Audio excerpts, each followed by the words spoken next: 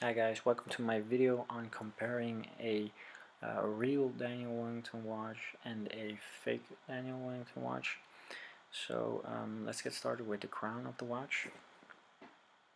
As you can see, the arch of the real Daniel Wellington watch is much bigger comparing to the fake one, as it's flat.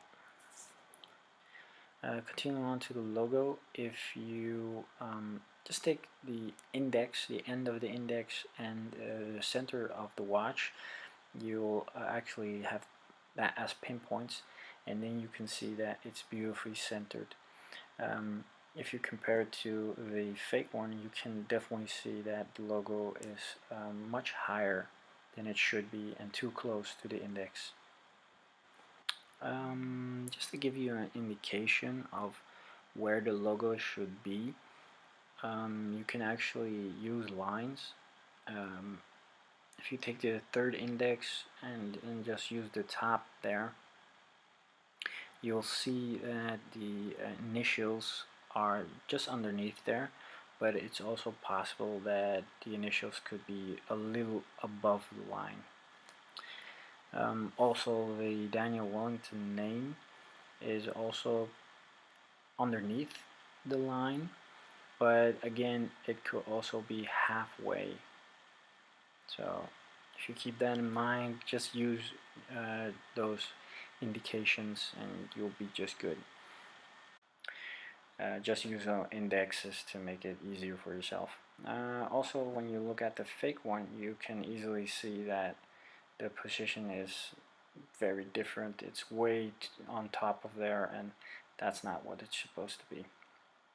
Continue on with the hands of the watches. Again, it's way too long and it's almost touching the index, so that's definitely a fake one then. Also, the short one shouldn't touch it, and if you look at the real one, it has a small gap, so that's also very important. The index of the real one is thin and long, as the fake one is in this case short but thin. Also, the bigger index in this case is short and thick, and the gap is too big. It should actually be a small gap, and it should be thin and long. Now the backside of a classic watch. We'll start with the curved back, and then 3/4 of the way it flattens out. So that's also indication. The fake one curves, and then at the end, almost at the end, flattens out. Also, the logo on the back, on the plate itself, I'm not 100% sure about this, but as far as I've seen, all of the logos and information on the backside are engraved, and the W of the water resistant word should be diagonal to the logo, and also always on top, never on the left or right side or on the bottom of the Daniel Wellington logo. And also the fake ones always are imprinted, and also the circles, the first circle with information inside it, and then the second one with the logo. The backside of the classic is beautifully curved, and it flattens out on the top, as the fake one actually curves shortly and then flattens all the way out. The horns of the classic are on top of the watch and beautifully on the back. That goes smoothly, and at the fake one it actually is stuck on the back and partially on the top. This is the grace. The grace, as you can see on the right side, has a glossy finish, and also from the inside, as a real one is actually frosted. It has a frosted finish.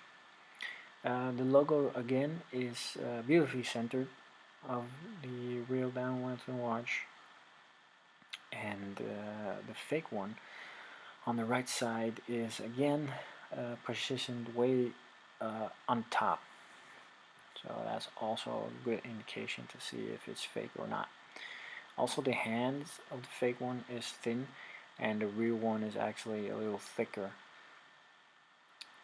Also, the longer indicator, longer hand is thin.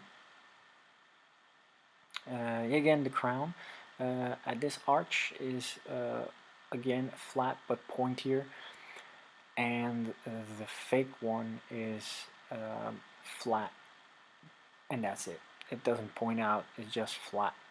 The image is not clear, but it should be as same as the classic one, the classic fake. Also, the straps are also easy to identify as real or fake is when a strap, especially the initials on the strap, are printed on there instead of engraved. They should always be engraved, and this is something I know 100%, and I'm definitely sure of, that all of them should be engraved and not printed on there. This is the end of my video. Thank you for watching. If there are any questions, please let me know. If my information was incorrect, also let me know as soon as possible. Thanks guys. Bye.